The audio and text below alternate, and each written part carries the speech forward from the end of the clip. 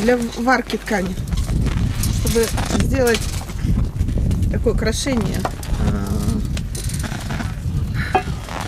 узелковое. Руководитель пленэра, художник Анжела Разманова, колдует над большим чаном с волшебным варевом. Рецепт зелья прост. Вода и чуть-чуть синей краски. В кипящую похлебку идут куски ткани. Что из этого получится, пока неизвестно. Мастера в поиске.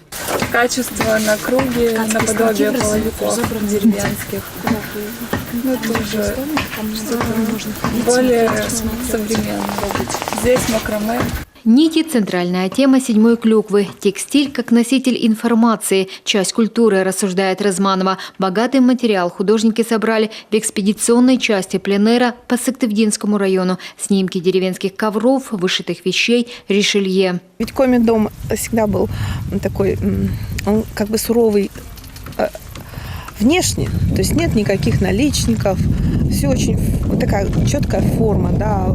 Коми-дом, он прекрасен по пропорциям, северный вот этот дом, все в нем есть, а внутри все становится таким светлым, то есть внутри прекрасные вот эти накрахмаленные белые ришелье, какие-то там подзоры, ну если вот брать вот классический такой дом, и это все очень образно, трогательно.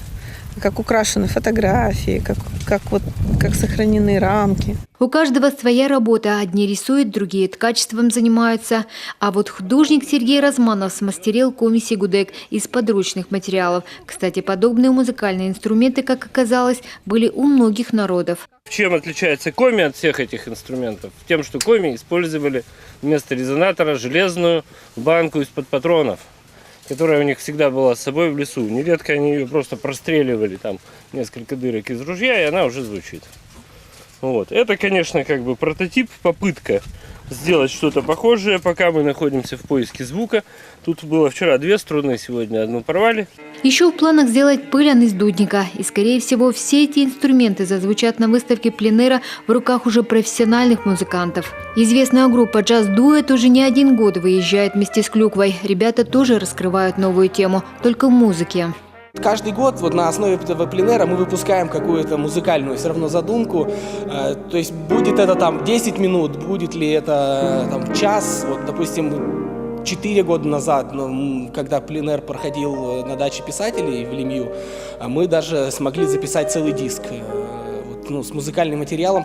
На акварели Александра Хромых «Бескрайние леса» и «Коми-деревни». Этот образ молодой художник увезет с собой в город на Неве. Здесь очень здорово, правда, потому что я много бывал где на разных пленэрах, и там и за рубежом, и здесь у нас, и здесь просто атмосфера очень такая хорошая, все такие интересные люди. И кого-то я знаю, кого-то сейчас знакомлюсь. Главный режиссер этнопарка и, в общем-то, сам известный актер Андрей Аксеновский обычно на пленэры фотографирует, но на этот раз сам взялся за топор, да непростой. С помощью него когда-то лодки мастерили в Усть-Цильме. Попало полено, я что-то в нем увидел, какое-то лицо, и вот поехал этим топором работать. В общем, что-то начинает вырисовываться, будет видно через дня 2, может быть, закончу.